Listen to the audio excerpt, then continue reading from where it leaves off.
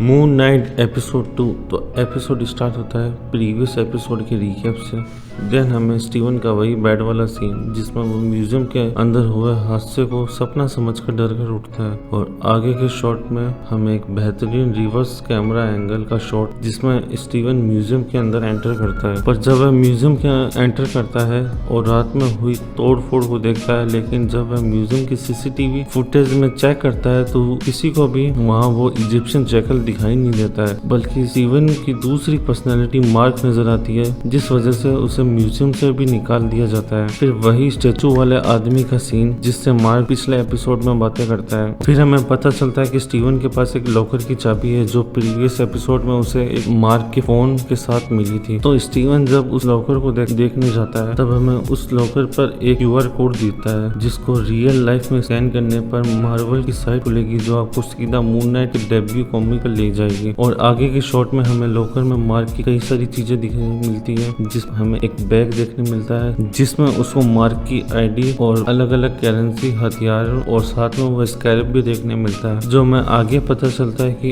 Emit की टूम तक ले जाने वाला कैंपस है। और आगे की सीन में हमें स्टीवन और मार्क की बातचीत जिसमें मार्क उससे कंट्रोल लेने बोलता है और बताता है कि वह खोंशू का खादिम है और उसके लिए काम करता है, पर स्टीवन मार्क को मना करके वो बैग और स्कैरप लेकर भाग जाता है, जिस पर हमें आगे खोंशू का सीन देखने मिलता है जो उसे वह बैग रखने बोलता है और स्कैरप वापस लौटाने बोलता है, और स्टीवन बचते हुए म्यूजियम से बाहर भागता है। और हमें आगे के सीन में लाइला देखने मिलती है और हमें ये पता चलता है कि वो मार्क की बीवी है, बल्कि कॉमिक्स में तो लाइला नाम की जगह मार्लिन मार्क की बीवी होती है। और आगे वह स्टीवन को बचाकर उसे अपार्टमेंट ले आती है। फिर आगे के शॉट में अपार्टमेंट में दो पुलिस अफसर आते हैं जो कि उसका हथियारों वाला बैग और मार्क की इलीगल ID देखकर उसे इलीगल सामान के जुर्म में गिरफ्तार कर लेते हैं और उसे अरेस्ट करके आर्थर के पास ले जाते हैं, और हमें पता चलता है कि ये आर्थर के ही आदमी है। फिर आगे के सीन में हमें आर्थर और स्टीवन की बातचीत देखने मिलती है जिसमें आर्थर स्टीवन का माइंड मैनिपुलेट कर रहा है, जिस पर बैकग्राउंड में हमें खोंशू स्टीवन को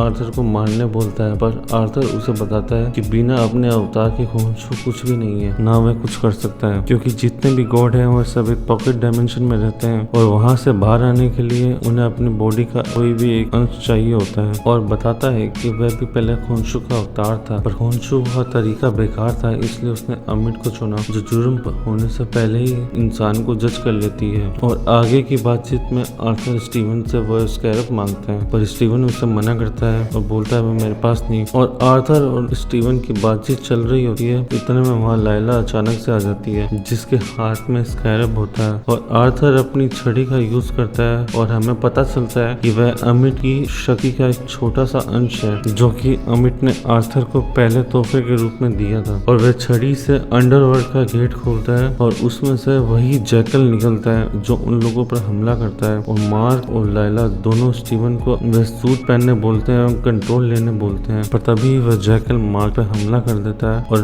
वह नीचे गिरते गिरते एक नए सूट में वो पहन लेता है जो कि कॉमिक्स में तो मिस्टर नाइट की पर्सनैलिटी है। और मैं आपको बता दूं कि यह शो में तो काफी लल्लू सा दिखाया गया, पर कॉमिक्स में यह बहुत औसम पर्सनैलिटी है मून नाइट की, जो कि एक डिटेक्टिव है और पुलिस की हेल्प करता है और काफी ग्राउंड लेवल पे भी काम करता है। शो में तो यह स्टीवन की पर्सनैलिटी दिखाई गई है, पर कॉमिक्स में यह मार्क की एक और पर्सनैलिटी जैक लॉकली की पर्सनैलिटी होती है जो कि मून नाइट जो कि मिस्टर नाइट बनता है, और एक टैक्सी ड्राइवर भी होता है साथ में। फिर आगे की शॉट में हमें मिस्टर नाइट और जैकल की फाइट देखने मिलती है जिसमें वह बुरी तरह उस जैकल से मार खाता है, जिसके बाद में मार्क उसकी बॉडी का कंट्रोल ले लेता है और हमें प्रॉपर मून नाइट की पर्सनालिटी देखने मिलती है। और आगे के सीन में उस जैकल और मून नाइट की फाइट जो कि बहुत औसम होती है। फिर आगे के सीन में हमें पता चलता है कि उस मारामारी में वह स्कैरप मार्क के हाथों से गिर चुका है और आर्थर को मिल जाता है। फिर हमें पता चलता है कि मार्क और खोंशू की बातचीत से कि उसने मार्क को दोबारा जिंदा किया है और वह उसको मरा हुआ मिला था, और मार्क उससे बोलता है कि वह आर्थर को रोकने के बाद ये काम छोड़ देगा, जिस पर खोंशू बोलता है उसके बाद वह मार्क की बीवी को नया अवतार चुनेगा, जिस पर मार्क नाराज हो जाता है। और आर्थर को रोकने के लिए आगे के शॉट में हमें इजिप्ट का शॉट देखने मिलता है जहाँ मार्क होता है, और एपिसोड यहीं खत्म। तो ये था गाइस मून नाइट एपिसोड 2 का ब्रेकडाउन। तो मैं आपसे मिलूंगा अगली वीडियो में, तब तक गुड बाय।